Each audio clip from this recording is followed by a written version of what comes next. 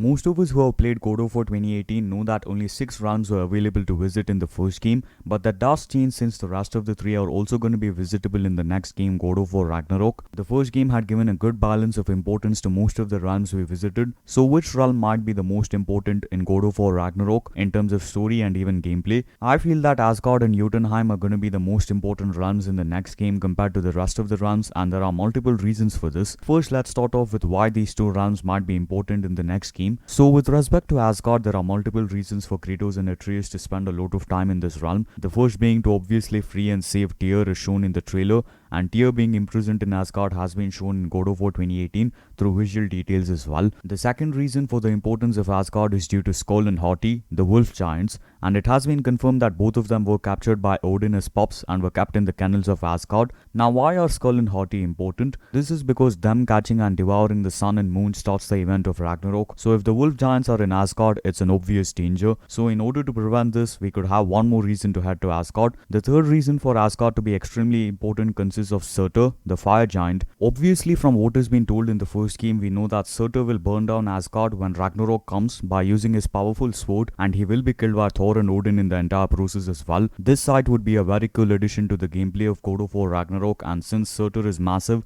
in terms of scale, him being in the game would be a great way to show off the capacity of the graphics in the game as well. So these are the reasons for Asgard to be of greater importance. The second realm I mentioned a bit earlier was Jotunheim. Now obviously in the first game we visited this realm only at the end of the game, and during our visit to Jotunheim we discovered that the giants were dead. So if the giants were to come back to life through some reason explained in the next game, then them assembling together for the battle would be a really cool sight, and this is the first reason for its importance. The second reason features Atreus heading to Jotunheim all alone in order to get to know more about himself as evident in the trailer, and then during this he finds out more about the mural where Kratos saw this. Yes, we are.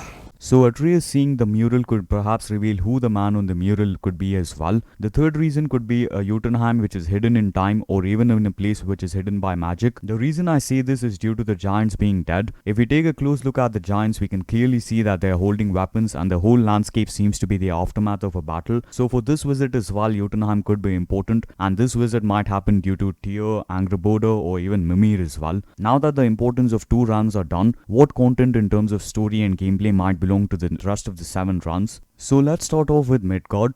If I were to pinpoint which realm had the most importance besides Asgard and Jotunheim, I would go ahead and say Midgard, mainly due to the fact that there were a lot of scenes in the trailer which seemed to be based in Midgard, and obviously we could see Thor as well as Freyr show up in Midgard to fight against Kratos and Atreus. Alfheim also seems to have a ton of stuff for us as players, since we saw in the trailer there's a new type of enemy, perhaps a light elf, and we also saw Kratos and Atreus running past the elves in a scene as well. Niflheim, just like the first game, will most probably not have any importance in the next game, and it wasn't shown in the trailer as well. Vanaheim is an interesting realm to talk about. The scene where the Drake attacks Kratos could be from Vanaheim, and there could be more enemies introduced in this realm as well. Perhaps even it could be a realm of side quests, we never know. Svartalheim seems to be a very massive realm in terms of scale, and it is a very colorful realm from what was shown in the trailer. It has a lot of watery regions and there are dragons present as well. Perhaps we might meet Durlin in Svartalheim, and we could also get a new weapon, considering that Svartalheim is the place where most of the dwarven creations have taken place, ranging from weapons to various machines as well. Now speaking about Helheim, this realm could have one purpose which is probably unlikely, and it features the bird in Helheim.